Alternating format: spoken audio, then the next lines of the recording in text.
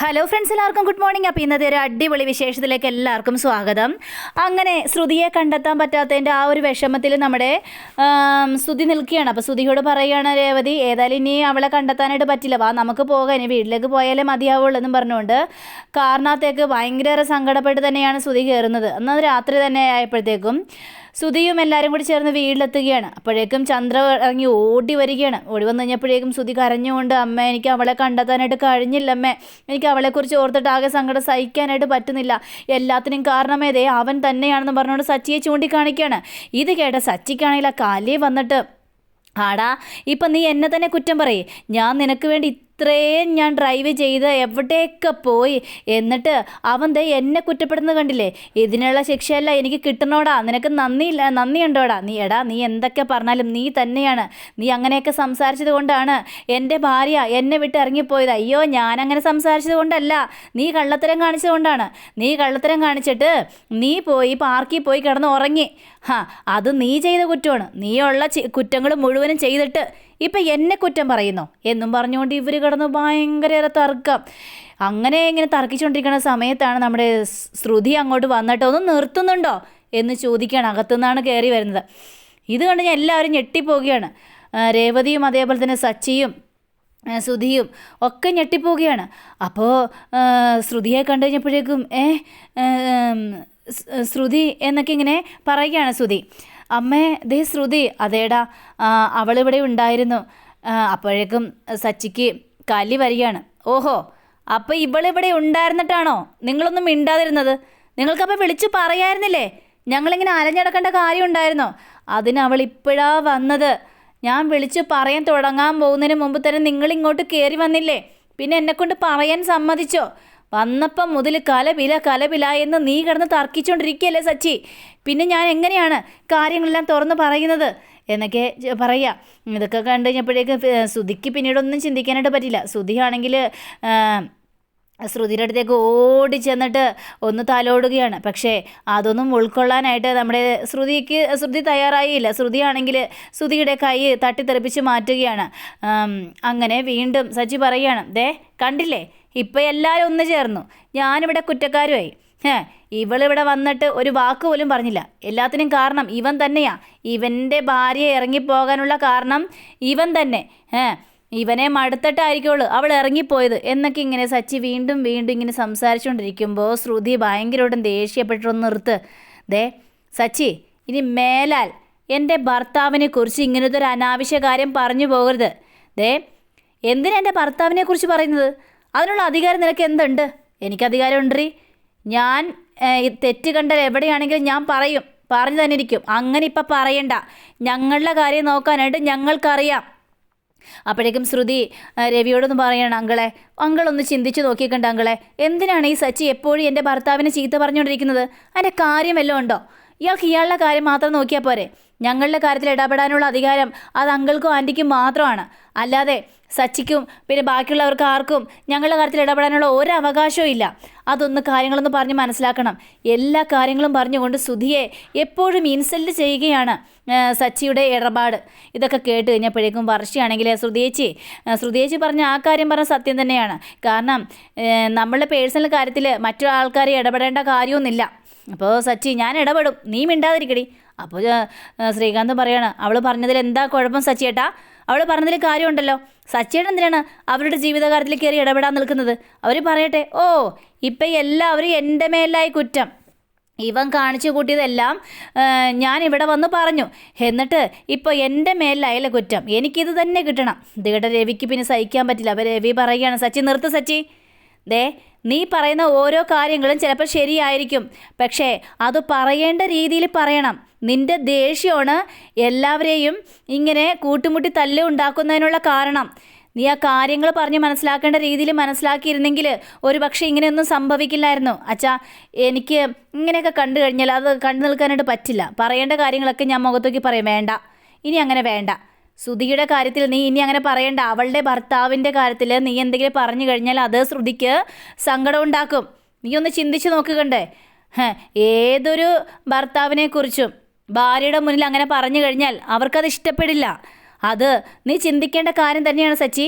ഇനി മേലാൽ അത്തരത്തിലുള്ള വർത്തമാനം പറഞ്ഞു പോകരുത് എന്നിങ്ങനെ പറഞ്ഞു കഴിഞ്ഞപ്പോഴേക്കും ശരി അച്ഛാ, ഇവളുടെ ഭർത്താവിനെ കുറിച്ച് ഞാൻ ഇനിയൊന്നും പറയുന്നില്ല. പക്ഷേ എൻ്റെ ഏട്ടൻ എന്ന് പറഞ്ഞ ഇവനെക്കുറിച്ച് ഇവൻ എന്ത് തെറ്റ് ചെയ്താലും ഞാൻ ചൂണ്ടിക്കാണിക്കും, ഞാനത് പറയും. ഇത് കേട്ട ചന്ദ്രയാണെങ്കിൽ കണ്ടോ രവിയേട്ടാ, ഇവൻ്റെ തർക്കുത്തരം ഇപ്പോഴും നിന്നിട്ടില്ല. സുധിയെ വിടാനായിട്ട് ഇവൾ തയ്യാറല്ല. ഇവൻ ചുമ്മാ വീട്ടിൽ ഓരോരോ പ്രശ്നങ്ങൾ ഉണ്ടാക്കിക്കൊണ്ട് തന്നെ ഇരിക്കുകയാണ്. ഇത് കേട്ട് കഴിഞ്ഞപ്പോഴേക്കും നമ്മുടെ രവി പറയാണ്, ദേ സച്ചി, ഞാൻ പറയുന്നത് നീ കേൾക്കില്ലേ? ഞാൻ പറഞ്ഞത് നീ അനുസരിക്കില്ലേ? നിന്നോടാ പറഞ്ഞത്, വെറുതെ ഇവിടെ കിടന്ന് പ്രശ്നം ഉണ്ടാക്കാൻ നിൽക്കരുതെന്ന്. അപ്പോൾ ശ്രുതി എടുത്ത വായിക്കും കയറി വന്നിട്ട്, അങ്കിളെ, ഇനി ഈ സച്ചി എന്തെങ്കിലും പ്രശ്നം ഇവിടെ ഉണ്ടാക്കുകയാണെങ്കിൽ ഞങ്ങൾ ഈ വീട്ടിൽ നിന്ന് ഇറങ്ങിപ്പോകുക തന്നെ ചെയ്യും. അതിന് യാതൊരു സംശയവുമില്ല. എനിക്ക് ഇത്രയും മാത്രം പറയാനുള്ളൂ എന്നും പറഞ്ഞ് ശ്രുതി നേരെ മേളിൽ കയറി പോവുകയാണ്. അപ്പോഴേക്കും സച്ചി ചന്ദ്ര അടുത്തേക്ക് വന്നിട്ട്, തൃപ്തിയായല്ലോ, നിങ്ങളെപ്പോഴും നിങ്ങളുടെ ഈ മകനെയാണ് സപ്പോർട്ട് ചെയ്തുകൊണ്ടിരിക്കുന്നത്. പക്ഷേ നിങ്ങൾ കണ്ടോ, നിങ്ങളുടെ മകൻ തന്നെ നിങ്ങളെ ചതിക്കും, നിങ്ങൾക്ക് തിരിച്ചടി തരും, അത് ഉറപ്പുള്ള കാര്യം തന്നെയാണ്. അപ്പോഴേക്കും സച്ചി രേവതി അവിടെ നിന്ന് പോയി കഴിഞ്ഞപ്പോഴേക്കും സുധിയാണെങ്കിൽ എന്ത് ചെയ്യണമെന്ന് അറിയാമ്പോഴത്തൊരവസ്ഥ. ചന്ദ്ര പറയാണ്, നീ പോയി അങ്ങോട്ട് ചെല്ല്, അവളെ പോയി സമാധാനിപ്പിക്ക്, അവളോട് കാര്യങ്ങളെല്ലാം പറ, എന്നാലല്ലേ ഇനി കാര്യങ്ങൾ നടക്കുകയുള്ളൂ, ചെല്ല് പോയി പറ എന്നും പറഞ്ഞുകൊണ്ട് സുധിയെ നേരെ ശ്രുതിയുടെ അടുത്തേക്ക് പറഞ്ഞു വിടുക. ശ്രുതിയാണെങ്കിൽ കഴിഞ്ഞതൊന്നും മറക്കാൻ പറ്റാത്തൊരവസ്ഥയിൽ ഇങ്ങനെ നിന്ന് കഴിഞ്ഞപ്പോഴേക്കും ശ്രുതിയുടെ കാൽക്കൽ വീണ് മാപ്പ് പറയുകയാണ് നമ്മുടെ സുധി. എന്നോട് ക്ഷമിക്കണം, ഞാൻ ചെയ്തത് തെറ്റ് തന്നെയായിപ്പോയി, നിന്നോട് സത്യങ്ങളെല്ലാം തുറന്നു പറയേണ്ടതായിരുന്നു ശ്രുതി, നീ എന്നോട് ക്ഷമിക്കില്ലേ, ഞാൻ ഇനി ഇങ്ങനെ ഒരു തെറ്റ് ചെയ്യില്ല, നീ എന്നോട് ക്ഷമിക്കണമെന്നും പറഞ്ഞുകൊണ്ട് ഭയങ്കര കരച്ചില്ലേ. പക്ഷേ ശ്രുതി ഒന്ന് തലോടണമെന്നൊക്കെ ഉണ്ട് ശ്രുതിക്ക്. പക്ഷേ ഇനിയിപ്പോൾ ഇത്രയും ക്ഷമിച്ചു കഴിഞ്ഞിട്ടുണ്ടെങ്കിൽ ആകെ പ്രശ്നമാവുമെന്നറിയാം. ശ്രുതി എണീറ്റിട്ട് ഇവിടെ വന്ന് നിന്നിരുന്നേ എന്ന് പറയുകയാണ്. അങ്ങനെ നമ്മുടെ ശ്രുതി അവിടെ ഇരുന്ന് കഴിഞ്ഞപ്പോഴേക്കും ശ്രുതി പറയുകയാണ്, എനിക്ക് ഒരുപാട് വിശ്വാസമായിരുന്നു നിന്നെ, പക്ഷേ നീ ഇങ്ങനൊരു തെറ്റ് എന്നോട് ചെയ്തതെന്ന് അറിഞ്ഞു കഴിഞ്ഞപ്പോഴേക്കും എനിക്കത് വിശ്വസിക്കാനായിട്ട് പറ്റിയില്ല. അത്രയും മാത്രം ഞാൻ നിന്നെ സ്നേഹിച്ചിരുന്നു ശ്രുതി. അതുകൊണ്ടാണ് എല്ലാവരും എന്നെ ഇൻസൾട്ട് ചെയ്തില്ലേ. ആ സച്ചി എന്നെ എന്തൊക്കെയാണ് പറഞ്ഞത്, അത് നീ കാരണമല്ലേ. എൻ്റെ മനസ്സ് എത്രമാത്രം വേദനിച്ചു. നിന്നെപ്പോലെ ആരെയും ഞാൻ ഇതുവരെയായിട്ടും വിശ്വസിച്ചിട്ടില്ല. നിന്നെ ഞാൻ കല്യാണം കഴിച്ചതേ നീ ഒരു നല്ല മനുഷ്യനായതുകൊണ്ടാണ്. നിന്നെ കണ്ടപ്പോൾ തന്നെ എനിക്ക് വല്ലാത്തൊരു അട്രാക്ഷൻ തോന്നി. എൻ്റെ കൂടെ നീ ജീവിച്ചു കഴിഞ്ഞാൽ എനിക്കൊരു നല്ല പങ്കാളിയാകുമെന്ന് എനിക്ക് തോന്നിയായിരുന്നു ശ്രുതി. അതുകൊണ്ടാണ് നിന്നെ ഞാൻ കല്യാണം കഴിച്ചത്. പക്ഷേ ഇവർ വർത്തമാനം പറയുന്നത് മുഴുവനും നമ്മുടെ ചന്ദ്ര ഒളിഞ്ഞു നിന്നിങ്ങനെ കേൾക്കുകയാണ്. അല്ലെങ്കിൽ ചന്ദ്രയ്ക്കുള്ളൊരു പരിപാടിയാണല്ലോ എല്ലാവരുടെയും വർത്തമാനം ഒളിഞ്ഞു നിന്ന് കേൾക്കൽ. അപ്പോൾ ചന്ദ്ര ആ വാതിക്കെ തന്നെ ഇങ്ങനെ നിൽക്കുക. അപ്പോഴേക്കും ശ്രുതി പറയുകയാണ്, ഞാനിനി അങ്ങനെ ഒരു തെറ്റും ചെയ്യില്ല, ഞാൻ ചെയ്ത് മുഴുവനും തെറ്റായിപ്പോയി, ഞാൻ നല്ലൊരു ജോലി തേടും. പിന്നെ നിന്നോട് എനിക്ക് സത്യം തുറന്ന് പറയായിരുന്നു, ഞാനങ്ങനെ പറയാനായിട്ട് ഒരുങ്ങിയതോ, അപ്പോഴാണ് അമ്മ പറഞ്ഞത് നിന്നോട് സത്യങ്ങളൊന്നും തുറന്ന് പറയണ്ട എന്ന്. ഇത് കേട്ട ചന്ദ്ര ഞെട്ടിപ്പോവുകയാണ്. എടാ മഹാപാപി, നീ എനിക്കിട്ട് തന്നെ പാര വെച്ചല്ലോടാ. ഇനി കൂടുതലൊന്നും പറയാൻ അനുവദിക്കാതെ ചന്ദ്രൻ നേരെ കതകം തുറന്നിട്ട് മോളെ ശ്രുതി എന്ന് വിളിച്ചുകൊണ്ട് അങ്ങോട്ട് കയറി ചെല്ലുക. മോളെ ശ്രുതി, നീ എല്ലാം വിട്ടേരും മോളെ, നീ ഇങ്ങനെ വിഷമിക്കല്ലേ, ആൻറ്റി പറയുന്ന കാര്യങ്ങളൊന്നും മനസ്സിലാക്കുക. ആൻറ്റി പറഞ്ഞായിരുന്നല്ലേ ഇവനോട് ഈ സത്യങ്ങളൊന്നും തുറന്ന് പറയാൻ പാടില്ലെന്ന് എന്നോട്. ഇതിടഞ്ഞപ്പോഴേക്കും മോളെ അത് പിന്നെ ഞാൻ പറഞ്ഞായിരുന്നു, നിൻ്റെ മനസ്സ് വിഷമിപ്പിക്കണ്ട എന്നൊക്കെ വിചാരിച്ചുകൊണ്ടാണ് ഞാൻ അങ്ങനെ പറഞ്ഞത്. നീ എന്നോട് ക്ഷമിക്കും മോളെ. എന്നാലും ആൻറ്റിക്കെങ്കിലും എന്നോട് തുറന്ന് പറയായിരുന്നു. ആൻറ്റിയും എന്നോട് മറച്ചു വെച്ചല്ലേ, അപ്പോൾ എന്നെ ആ രീതിയിലാണ് കണ്ടിരിക്കുന്നത്. അല്ല മോളെ, ഇവനൊരു നല്ലൊരു ജോലി കിട്ടിയതിന് ശേഷം നിന്നോട് സത്യങ്ങളെല്ലാം തുറന്നു പറയാമെന്ന് വിചാരിച്ചിട്ടാ. അല്ലേ നിനക്ക് എത്രമാത്രം സങ്കടമാകും എന്ന് ഞങ്ങൾക്കറിയാം ആൻറ്റി. നിങ്ങളെല്ലാവരും എന്നെ എത്രമാത്രം സ്നേഹിക്കുന്നുണ്ടെന്ന് എനിക്ക് മനസ്സിലായി. എൻ്റെ തെറ്റ് എനിക്ക് മനസ്സിലായി. ഇനി ഞാൻ ഒരിക്കലും ഇങ്ങനൊരു കാര്യം ചെയ്യില്ല ആൻറ്റി.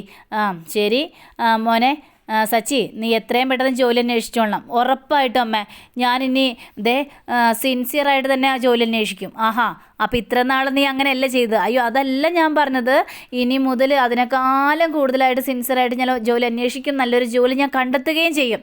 എന്നിട്ട് എല്ലാവരുടെ മുന്നിൽ തല ഉയർത്തിപ്പിടിക്കുന്നൊരവസ്ഥ ഞാൻ ഉണ്ടാക്കും എന്ന് പറയുകയാണ്. ശരിയെന്ന് പറഞ്ഞുകൊണ്ട് ചന്ദ്ര അവിടെ നിന്ന് പോയി കഴിഞ്ഞപ്പോഴേക്കും ശ്രുതി ഒന്ന് സോപ്പിടാനൊക്കെ നോക്കുകയാണ് ശ്രുതി. പക്ഷേ അതിനൊന്നും കൂട്ടാക്കുന്നില്ല. ശ്രുതിയാണെങ്കിൽ അവൻ്റെ കൈയും തട്ടിത്തെറിപ്പിച്ചിട്ട് അങ്ങോട്ട് പോവുകയും ചെയ്യാണ്. അങ്ങനെ നമ്മുടെ സച്ചിയെ കാണിക്കുകയാണ്. സച്ചിക്ക് എത്ര ആലോചിച്ചിട്ട് ഒരു എത്തുംപിടിയും കിട്ടുന്നില്ല, എന്നാലും എങ്ങനെയാണ്. അപ്പോൾ രേവതി ചോദിക്കണം, എന്താ ഇത്ര ആലോചന? എന്നാലും രേവതി, എനിക്കത് അങ്ങോട്ട് വിശ്വസിക്കാനായിട്ട് പറ്റുന്നില്ല. അല്ല, നമ്മൾ ഇത്രേ അലഞ്ഞു തിരിഞ്ഞ് നടഞ്ഞു, കുമാരവരം വരെയൊക്കെ പോയി, എന്നിട്ട് പെട്ടെന്ന് തന്നെ ശ്രുതി ഈ വീട്ടിലേക്ക് വന്നിട്ട് ഞാൻ അവനെക്കുറിച്ച് സംസാരിച്ച് കഴിഞ്ഞപ്പോഴേക്കും ശ്രുതിക്ക് അരിശം വന്ന് കണ്ടോ? അതേ സച്ചിയേട്ടാ, അതും എനിക്ക് തോന്നി. അല്ല, ഈ ശ്രുതിയോട് ആരും കോംപ്രമൈസ് ഒന്നും പറഞ്ഞില്ലല്ലോ, അതിന് അവൾ തയ്യാറായുമില്ല, അവളോട് കാര്യങ്ങൾ പറഞ്ഞ് ബോധിപ്പിച്ചുമില്ല. പിന്നെ അവളുടെ മനസ്സ് എത്ര പെട്ടെന്ന് മാറി, അതുതന്നെയാണ് എനിക്കും മനസ്സിലാവാത്തത് രേവതി. അവളുടെ മനസ്സ് എങ്ങനെ മാറി? ഇതിലെന്തൊക്കെയോ ഒരു കളിയുണ്ടെന്ന് തോന്നുന്നു. എന്തെങ്കിലും അവിടെ സച്ചിയേട്ടാ, ഇനി അവരുടെ കാര്യത്തിൽ നമുക്ക് ഇടപെടാനായിട്ട് പോകണ്ട. അവരെന്ത് കാണിച്ചാലും നമുക്ക് കണ്ണടച്ചങ്ങോട്ട് ഇരുന്നാൽ മതി. അതൊന്നും എന്നെക്കൊണ്ട് പറ്റില്ല. തെറ്റ് കണ്ടു കഴിഞ്ഞാൽ ഞാൻ ചോദിക്കുക തന്നെ ചെയ്യും. അതിപ്പോൾ ആരായാലും ശരി, എനിക്ക് യാതൊരു പ്രശ്നവുമില്ല. സച്ചിയേട്ടൊന്നും എനിക്ക് പറയാൻ പറ്റില്ല, നീയൊന്നും പറയണ്ട, എനിക്ക് ഉറക്കം വരുന്നു, ഞാൻ കിടന്നുറങ്ങാനായിട്ട് പോവുകയാണ്, നീ കിടന്നുറങ്ങാനായിട്ട് നോക്ക് എന്നും പറഞ്ഞ് സച്ചിയാണെങ്കിലും മാറി കിടക്കുകയാണ്. രേവതിക്കാണെങ്കിലും എന്ത് ചെയ്യണമെന്ന് അറിയാൻ പാടാത്തൊരവസ്ഥയും. പിറ്റേ ദിവസം രാവിലെ ആക്കിയാണ് നമ്മുടെ ശ്രുതിയാണെങ്കിൽ ഇൻ്റർവ്യൂവിന് പോകാനായിട്ട് തയ്യാറാകുക. അപ്പോൾ ശ്രുതി വന്ന് പറയാണ്, അതെ ശ്രുതി, ഈ ഷർട്ട് വേണ്ട, ഞാൻ വേറൊരു ഷർട്ട് എടുത്ത് തരാം. ഇപ്പോൾ തന്നെ 10 മണിക്കാണ് ഇൻ്റർവ്യൂ, ഇനിയിപ്പോൾ ഇതൊക്കെ മതി ശ്രുതി, പറ്റില്ല, ഇതിന് ചേർന്നൊരു ഷർട്ട് ഞാനിപ്പോൾ എടുത്ത് തരാമെന്നേ എന്ന് പറഞ്ഞ് വേണ്ടെന്നേ. അപ്പോൾ ശ്രുതി അങ്ങോട്ട് പോകാനായിട്ട് ശ്രമിച്ചു കഴിഞ്ഞപ്പോൾ നിൽക്ക്, ആ ഷർട്ട് ഊരിയേ, ഈ ഷർട്ട് ഇട്, ശരി എന്നും പറഞ്ഞുകൊണ്ട് ശ്രുതി എടുത്ത് കൊടുത്ത ഷർട്ട് തന്നെ ഇടുകയാണ് നമ്മുടെ ശ്രുതി. അപ്പോൾ ശ്രുതി ചോദിക്കുകയാണ്, എന്താ ശ്രുതി, ഞാൻ നിന്നെ രാവിലെ തന്നെ മൂഡ് ഓഫ് ആക്കിയല്ലേ? എന്നെ മൂഡ് ഓഫ് ഒന്നും ആക്കിയില്ല, നീ ചെയ്തത് മുഴുവനും കറക്റ്റ് തന്നെയല്ലേ, നിൻ്റെ നല്ലതിന് വേണ്ടിയല്ലേ ഇതെല്ലാം ചെയ്തു തന്നത്, എനിക്ക് അങ്ങനത്തെ പ്രശ്നമില്ല. ഇൻ്റർവ്യൂ നന്നായിട്ട് തന്നെ അറ്റൻഡ് ചെയ്യണേ, അവർ ചോദിക്കണതിനൊക്കെ നല്ല കറക്റ്റായിട്ട് തന്നെ മറുപടി പറയണം. അത് പിന്നെ ഞാൻ അവർ ചോദിക്കണതിനൊക്കെ കറക്റ്റായിട്ട് തന്നെയാണ് മറുപടി പറയുന്നത്. ആ കിഴങ്ങന്മാർക്കല്ലേ തർക്കുത്തരം, ആ കിഴമാർക്ക് ഒന്നും അറിയില്ലെന്നേ. അങ്ങനെ പറയാനായിട്ട് പാടില്ല ശ്രുതി. നിൻ്റെ മനസ്സിലൊരു വിചാരമുണ്ട്, നിനക്ക് മാത്രമേ അറിവുള്ളൂ, ബാക്കി എല്ലാവരും മണ്ടന്മാരാണെന്ന്. ആ ഒരു വിചാരം നീ നിർത്തണം. പറഞ്ഞാൽ മനസ്സിലായല്ലോ? നീ പറഞ്ഞത് എന്താണെന്ന് എനിക്ക് മനസ്സിലായി ശ്രുതി. നല്ലൊരു ജോലിയായിട്ട് തന്നെ ഞാൻ തിരിച്ചു വരുവുള്ളൂ. എല്ലാവരുടെ മുന്നിൽ നമുക്ക് തല ഉയർത്തിപ്പിടിച്ച് തന്നെ നിൽക്കണം. ജോലി ഇല്ലാത്ത ഒരാളെ സമൂഹം അംഗീകരിക്കില്ല, അതെനിക്ക് മനസ്സിലായി ശ്രുതി. എങ്കിൽ പിന്നെ ആയിക്കോട്ടെ, നന്നായിട്ട് തന്നെ പോയിട്ട് വന്നും പറഞ്ഞുകൊണ്ട് നിൽക്കുകയാണ്. അപ്പോൾ അങ്ങനെയും കാണിച്ചുകൊണ്ടാണ് നമ്മുടെ ഇന്നത്തെ റിവ്യൂ അവസാനിച്ചിരിക്കുന്നത്. അടുത്ത റിവ്യൂവിനെ കാത്തിരിക്കുക, സബ്സ്ക്രൈബ് ചെയ്യുക. എല്ലാവർക്കും നല്ലൊരു ദിനം ആശംസിച്ചു. നമസ്കാരം. Thank you. See again. By.